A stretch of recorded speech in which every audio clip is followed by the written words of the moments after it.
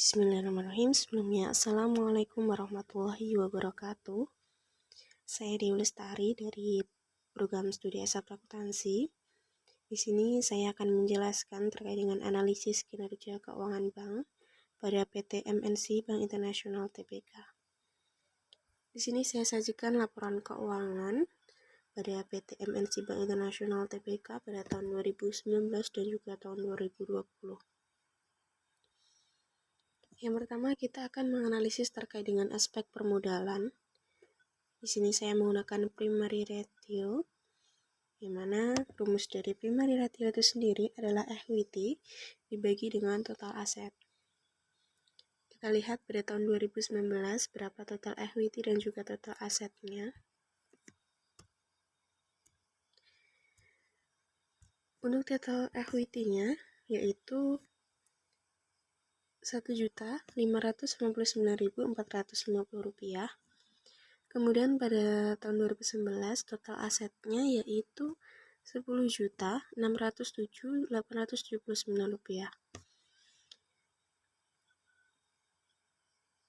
Equity dibagi dengan total aset. Kemudian menghasilkan pada tahun 2019 adalah 0,147. Kemudian tahun 2020 juga sama caranya, equity dibagi dengan total aset.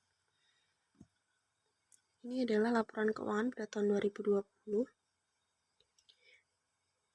Untuk equity-nya dan juga untuk total asetnya Rp11.652.904. Kita bagikan menghasilkan 0,133. Nah, di sini dapat kita analisis bahwasannya berdasarkan perhitungan tadi, primary ratio PT MNC Bank Internasional Tbk pada tahun 2019 sebesar 0,147 dan pada tahun 2020 sebesar 0,133. Hal tersebut menunjukkan adanya penurunan kemampuan bank dalam menyangga pinjaman nasabah kurang baik untuk bank. Di sini kita lihat ya bahwasannya 2019 ke tahun 2020 itu berdasarkan perhitungan primary ratio itu adalah menurun. Kemudian kita akan menganalisis terkait dengan aspek permodalan yang kedua, yaitu menggunakan capital ratio 1, yang mana rumus dari capital ratio 1 adalah equity dibagi dengan total loan. Kita lihat equity dan berapa total loan-nya pada tahun 2019.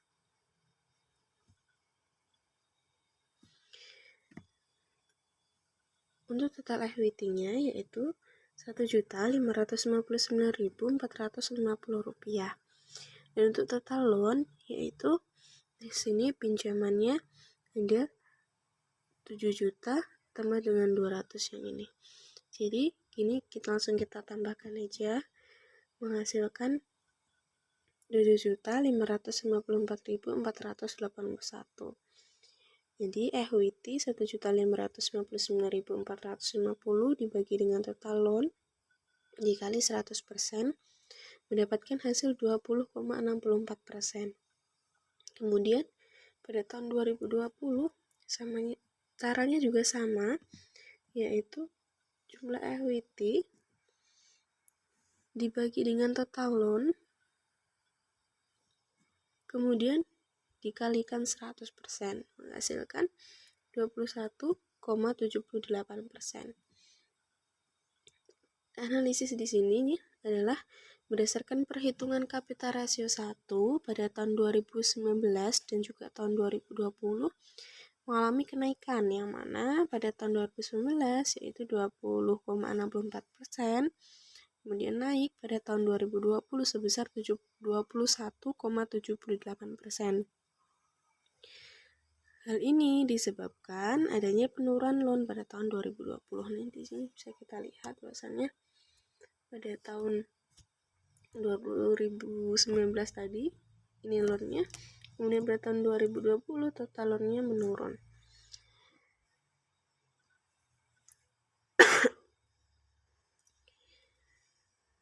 Nah, di sini untuk total equity pun juga menurun, namun tidak terlalu besar. Nah, pada angka tersebut, bank masih terbilang sehat karena masih memenuhi standar minimumnya adalah 10% sampai 20%. Kemudian, kita akan menganalisis terkait aspek likuiditas. Di sini saya menggunakan Which ratio dalam menganalisis aspek likuiditas pada PT Bank MNC International Tbk. Untuk rumus dari Which ratio sendiri yaitu cash asset dibagi dengan total deposit dikali 100%.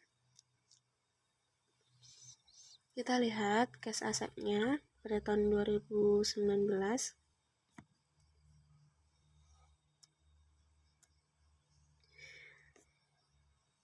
Ini pada tahun 2019 cash assetnya senilai Rp90.074.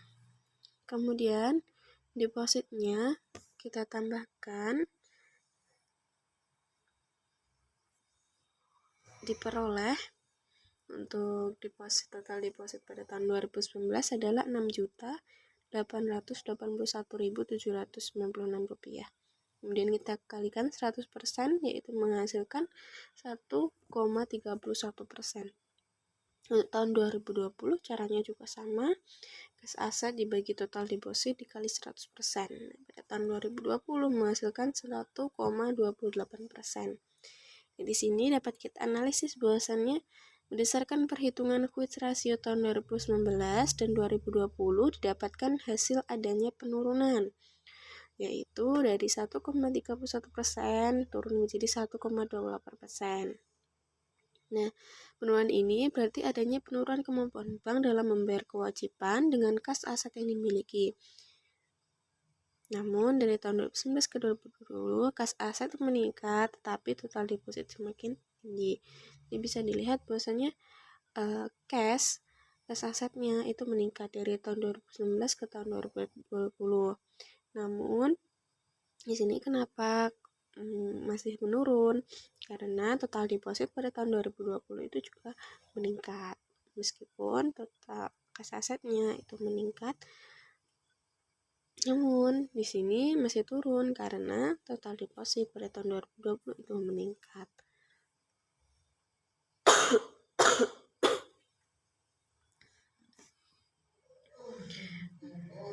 Mohon maaf karena sedang sakit jadi sering batuk. Kemudian kita lanjutkan untuk menganalisis aspek likuiditas. Nah, di sini aspek likuiditas yang kedua saya menggunakan banking ratio dalam menganalisisnya, yaitu dengan rumus total loan dibagi dengan total deposit.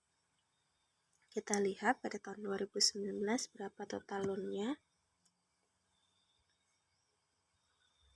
Ini yaitu laporan keuangan pada tahun 2019. Total loan-nya adalah ini dibagi dengan ini. Kemudian total depositnya ada 2 juga ditambahkan. Jadi loan-nya ditambah, depositnya juga ditambah, kemudian dibagi, dikalikan 100%, menghasilkan pada tahun 2019 senilai 109,77%. Pada tahun 2020 juga sama caranya, total loan dibagi dengan total deposit, menghasilkan 95,27%. Nah, analisisnya gimana? Analisisnya berdasarkan perhitungan banking ratio, nilai banking ratio pada tahun 2019 senilai 107,77% dan pada tahun 2020 senilai 95,27%. Hal ini menunjukkan adanya penurunan ya dari tahun 2019 ke tahun 2020 yang disebabkan adanya penurunan pinjaman dan peningkatan deposit di tahun 2020. Namun, meskipun mengalami penurunan, nilai tersebut menunjukkan bank terbilang sehat dengan standar ditetapkan yaitu 85,100%. Yang berarti semakin tinggi nilai banking ratio, maka tingkat likuiditas bank semakin rendah. Artinya, jumlah dana yang dikeluarkan melalui fasilitas kredit sudah tinggi, sehingga jumlah dana yang digunakan untuk membiayai kredit berikutnya menjadi kecil. Kemudian kita akan menganalisis aspek rentabilitas. Di sini untuk menganalisis aspek rentabilitas saya menggunakan ROA dan juga ROE. Yang pertama ROA, yang mana rumus dari ROA sendiri adalah laba sebelum pajak dibagi total aset dikali 100%. Baik, kita lihat pada laporan keuangan di tahun 2019 berapa laba sebelum pajak dan juga total asetnya. Ini adalah laporan keuangan pada tahun 2019. Untuk laba sebelum pajak senilai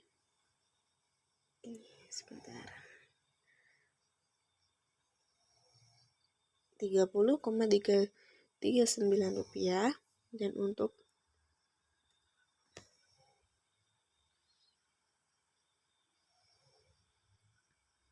total asetnya senilai 10.607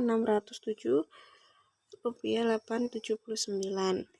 Nah, kemudian 30,339 dibagi dengan 10.607.879 rupiah dikalikan 100% menghasilkan 0,29%.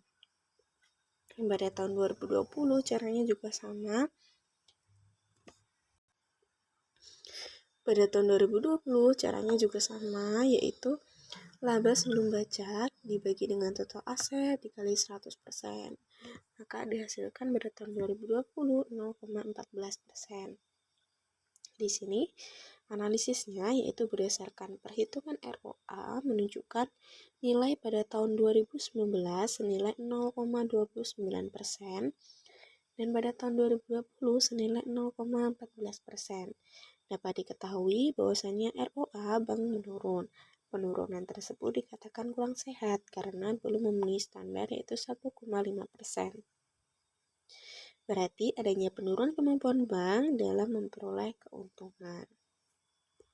Kemudian kita hitung ROE-nya, yang mana dengan rumus ROE itu adalah laba bersih setelah pajak dibagi dengan total modal dikali 100%.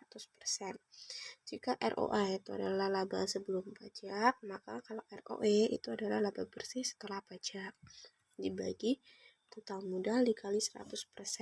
Kita lihat di laporan keuangan. Pada tahun 2019, total laba setelah pajaknya yaitu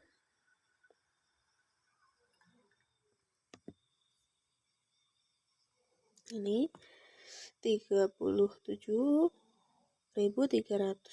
rupiah. Kemudian untuk ekuitasnya yaitu 1.559.450 rupiah. Kita bagikan, kemudian kita kalikan 100% menghasilkan pada tahun 2019 yaitu 2,39%. Untuk tahun 2020 caranya juga sama. Ini labanya tahun 2020, jumlah ekuitasnya pada tahun 2020 kita bagikan, kemudian kita kalikan 100%. Hasilnya yaitu 2,51%. Sini kita analisis berdasarkan perhitungan ROE pada bank tersebut diperoleh pada tahun 2019 senilai 2,39% dan pada tahun 2020 senilai 2,51%. Hal tersebut menunjukkan adanya kenaikan. Nilai tersebut telah memenuhi standar yang ditetapkan, jadi boleh dikatakan sehat. Adanya kenaikan tersebut berarti adanya peningkatan bank dalam memperoleh laba bersih. Jadi bisa kita ketahui juga ya di sini bahwasanya laba bersih setelah pajaknya tahun 2019 ke 2020 ini mengalami peningkatan. Kemudian kita analisis yang keempat adalah dari aspek risiko usaha. Di sini saya menggunakan liquidity risk, yang mana rumus dari liquidity risk adalah liquid asset dikurangi short term borrowing dibagi total deposit dikali 100%.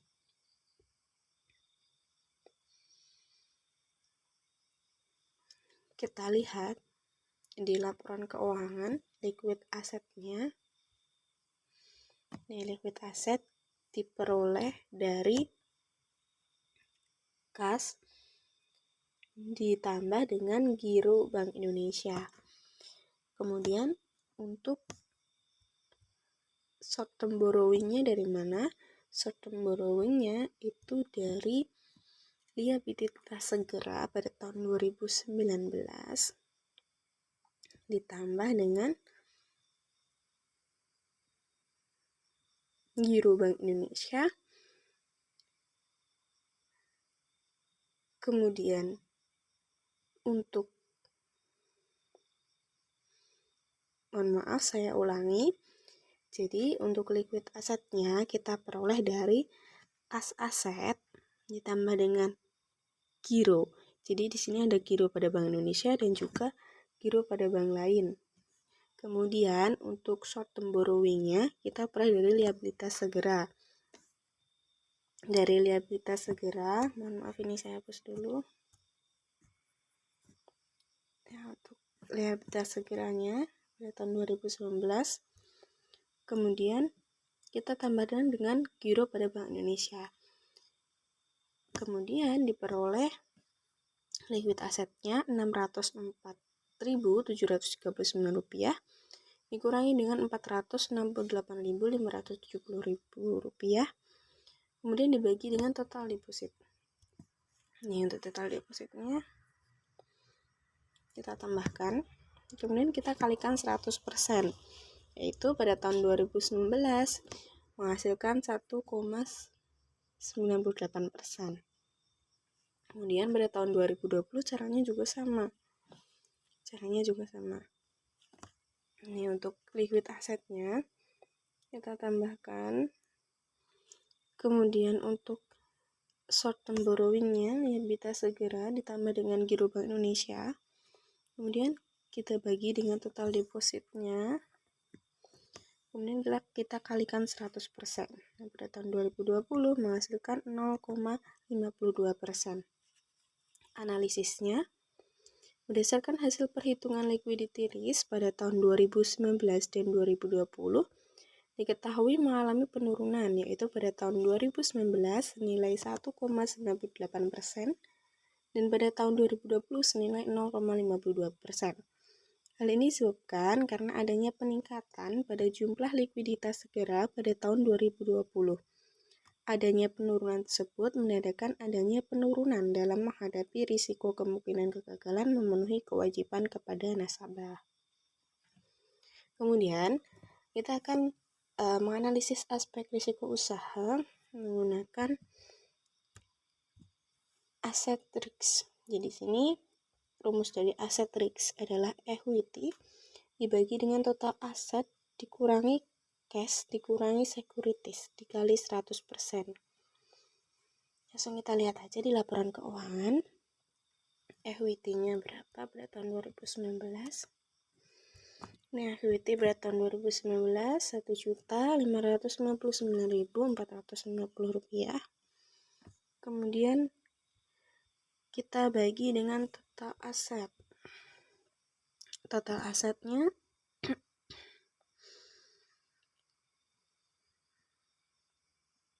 ini total asetnya. Kemudian kita kurangi dengan cash dan juga securities.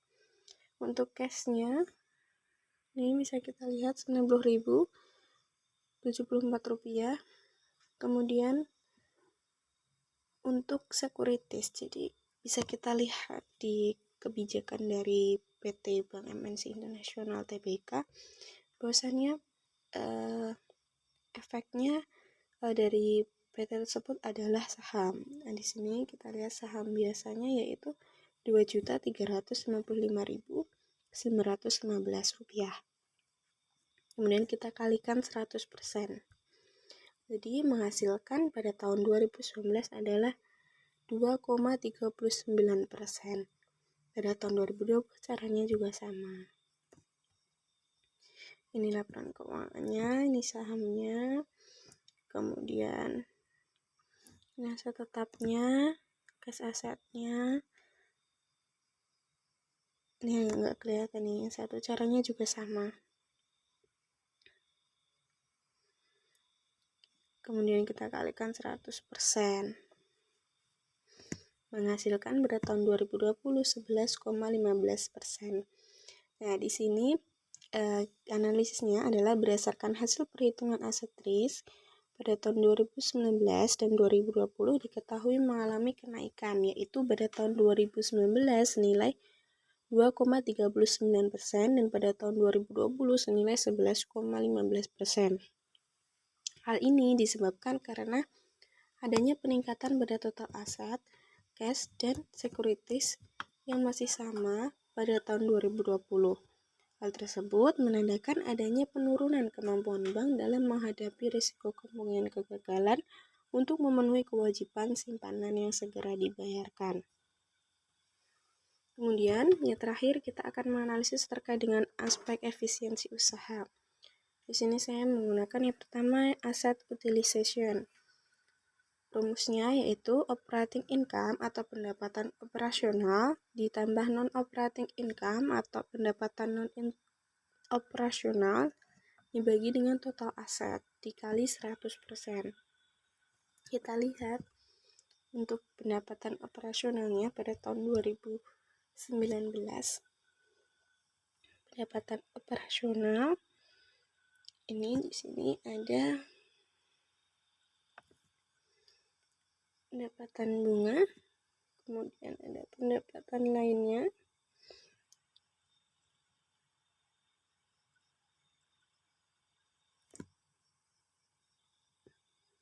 itu dijumlahkan, kemudian ditambah dengan pendapatan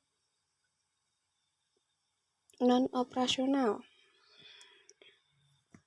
Nih. Kemudian kita bagi dengan total aset. Ini total asetnya. Kita kalikan 100%.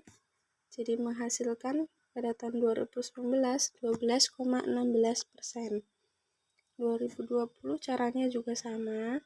Pendapatan operasional kita tambahkan, kemudian ditambah dengan pendapatan non-operasional, kemudian kita bagi dengan total aset, kita kalikan 100%. Menghasilkan 10,11% pada tahun 2020. Jadi, analisisnya yaitu berdasarkan hasil perhitungan asset utilization pada tahun 2019 dan tahun 2020 diketahui mengalami penurunan yaitu pada tahun 2019 nilai 12,16% dan pada tahun 2020 senilai 10,11%. Hal ini disebabkan karena adanya penurunan pada pendapatan operasional dan non-operasional di tahun 2020. Penurunan tersebut menandakan adanya penurunan kemampuan dalam mengelola aktiva. Ini bisa dilihat ya teman-teman. Pendapatannya menurun. Ini dari tahun 2019 ke 2020. Kemudian yang terakhir, kita menganalisis aspek efisiensi usaha menggunakan leverage multiplier, yang mana rumusnya itu total aset dibagi total kapital dikali 100%. Kita lihat total asetnya yaitu 10.607.879 rupiah. Kemudian total asetnya atau kapital, total kapital atau total ekuitasnya, kemudian kita kalikan 100%. Jadi pada tahun 2019 senilai menghasilkan 680,23%. Tahun 2020 caranya juga sama. Jadi total aset, kemudian kita bagi dengan total kapital, kita kalikan 100%. Menghasilkan 751,20%. Nah, di sini terlihat peningkatan. Nah, analisisnya berdasarkan hasil perhitungan leverage multiplier pada tahun 2019 dan tahun 2020 diketahui mengalami peningkatan, yaitu pada tahun 2019 senilai 680,23% dan pada tahun 2020 senilai 751,20%. Hal ini disebabkan karena adanya peningkatan total aset di tahun 2020. Adanya peningkatan tersebut menandakan bahwa adanya peningkatan dalam mengelola dan memanfaatkan aktiva yang dimiliki untuk menghasilkan laba bersih, baik operasional maupun non-operasional. Baik, itu tadi penjelasan dari saya terkait dengan analisis kinerja keuangan bank di PT MNC Bank Internasional Tbk. Mohon maaf jika banyak kekurangan, mohon maaf bila ada banyak kendala karena sakit. Semoga apa yang saya sampaikan bermanfaat dan juga mohon maaf bila ada banyak salah yang saya jelaskan. Semoga bisa terus belajar. Terima kasih. Billahi sabhaq fasibul khairat. Wassalamualaikum warahmatullahi wabarakatuh.